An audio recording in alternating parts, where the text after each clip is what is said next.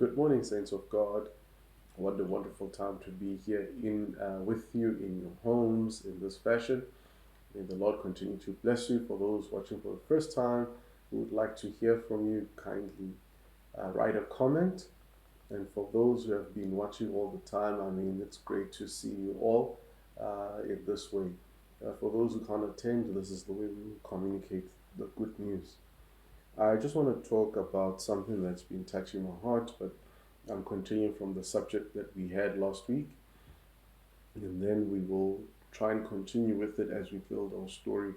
One of the major things that came in mind as I was praying, I felt in my heart really start me to teach about financial intelligence, so that we are able and ready, so that we can change our communities, change the families that we have, even the trajectory of how we see money. But I want to read this in Genesis chapter 39 from verse 1 to 6. It says, "Now Joseph had been taken down to Egypt, and Potiphar, an officer of Pharaoh, captain of the guard, an Egyptian, bought him from the Ishmaelites who had taken him down there. The Lord was with Joseph, and he was a successful man, and he was in the house of his master, the Egyptian." Verse 3, "And his master saw that the Lord was with him, and then the Lord made all he did to prosper in his hand. So Joseph found favor in his sight and served him. Then he made him overseer of his house, and all that he had put under his authority. So it was from the time that he had made him overseer of his house and all that he had, that the Lord blessed the Egyptian's house for Joseph's sake, and the blessing of the Lord was on all that he had in the house and in the field. Thus he left all that he had in Joseph's hand, and he did not know what he had except for the bread which he ate." What a wonderful story that we are reading. Basically, what I'm trying to use this as point of reference to say the first point here that we read and we find out that number one, that the Lord was with Joseph. It is important that we be and have a relationship with the Lord, our Savior. That's the first primary aspect of us having or attaining success. The second part, he was a successful man, and he was in the house of his master, the Egyptian. What does it mean?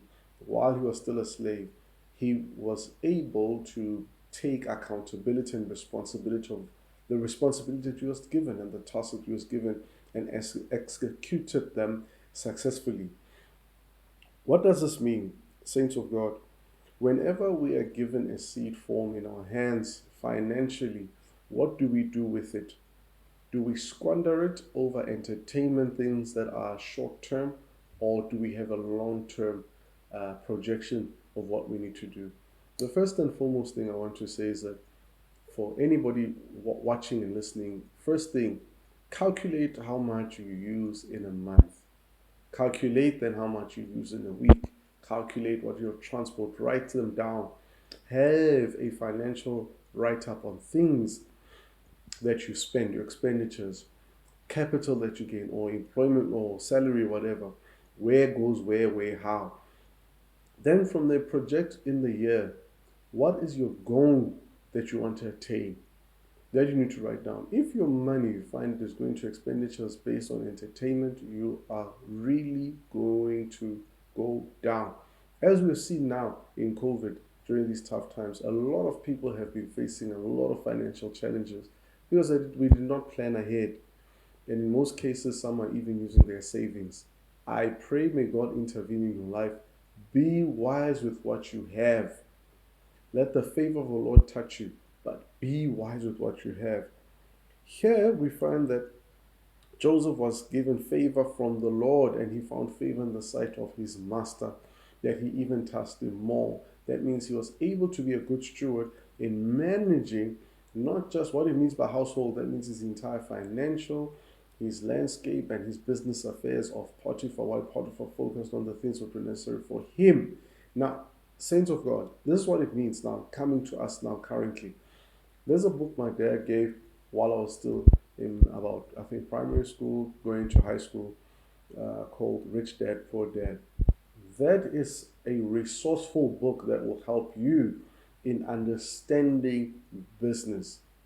Go out there and understand and get the necessary information that you need. Another point I'm going to mention, check the environment that you are in. If the environment is not conducive to where you want to go, please move away. There are people, it is people, circumstances, and things like that. Here we find Joseph could not have been successful if he was still with his father in the camp, even though he was successful, but he had to be sold accidentally. And that in itself proves something. He was capable of being successful or resourceful, and things became prosperous in his hand. That means the financial knowledge of that knowledge that he accumulated from home, he was able to execute it in a foreign place. So all I'm going to say is this: get yourself informed, change your trajectory. A couple of things I'm going to mention as we go along on many little testimonies that I have and I have seen is how people were capable of turning around their lives by saving monthly. Instead of doing this and that, they ended up buying homes, buying property to create places of residency and having some capital gain from that. One of the things I'm going to say is this, is that one of the lessons I learned from one great lecturer who says this: to have liquidity or cash is better to run a business than to try and invest in something that now you have to sell to create liquidity. It's better having liquidity. That means you have enough capital to be able to invest in many little things that you need to do. Also, I'm going to say, research the things that you need to invest in. Find sound people who understand about finance. Don't just invest in anything that comes along. There are too many fly-by-night gimmicks that have been coming along. People have lost monies. I would ask again, get somebody who understands about finance. Do not invest.